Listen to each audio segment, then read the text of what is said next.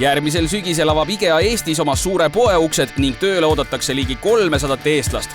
Suure Rootsi köögi austajana kavatsen ma täna välja selgitada, milline näeb välja üks tööpäev tulevases IKEA restoranis. Nonii, Rootsi, IKEA, kaneelisaiad ja lihapallid. Need on vaata et sünonüümid ja kas tõepoolest on nüüd siis Eestis jõudnud see ajastu kätte, mil saabki IKEAs endal lihapallidest kas või lõhki süüa? Jah, kindlasti. IKEA restoranid on pea sama tuntud nagu IKEA poed ja lihapallid on ikooni staatuses. Need teatakse sama hästi nagu IKEA diivaneid, kvaliteetskööke või meeldivalt lõhnavaid küünlaid. Mitmed IKEA toidud on viimastel aastatel superstaari staatuses. Staari staatusega toidu puhul peetakse silmas, et seda üle ei toodetaks ning mõeldakse ka neile, kes loomset toitu ei tarbi. Julgustame kliente proovima aina rohkem taimset toite. Näiteks meie lihapallidest ja hotdogidest on ka taimsed versioonid, mis on väga soovalt vastu võetud. Oleg, kas IKEAs töötama on teretulnud eelkõige need inimesed, kes armastavad kaneelirulle ja miks mitte võib-olla ka lihapalle? Mitte ainult, et IKEA restoran toitlustab nii kliente kui ka oma töötajaid. Ja menüü on vahelduv ja riiklik, et kõik see toimiks. Meil on pakkuda väga erinevaid ametikohti. Lisaks erinevatele ametikohtadele restoranis oodatakse nii algajaid kui spetsialiste ka sisekujundajateks, väljapaneku spetsialistideks, müügikonsultantideks või laotöötajateks. Tublide töömesilaste elu teeb IKEA vastutasuks üsna magusaks.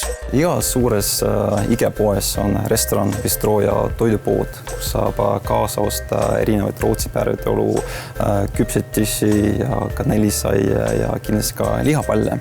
Meie jaoks on olnud ükski meie külaline lahkuks meie poolest näljasena, sest tüükõht ei tee kedagi rõõmsaks. Kaneelirull! Kas lähme teeme ühe fikka? Lähme teeme ühe fikka. No, fikka on Rootsi toidukultuuri üks lahutamatu osa, aga mida veel IKEAs rootslaslikku leiab? Jah, fika iseenesest on kohvipaus, et meie jaoks on väga oluline, et inimesed veedaksid aega koos pauside ajal. Ühiselt tähistame kaneelisaia päeva, lihapallipäeva ja enne jõule luutsina päeva.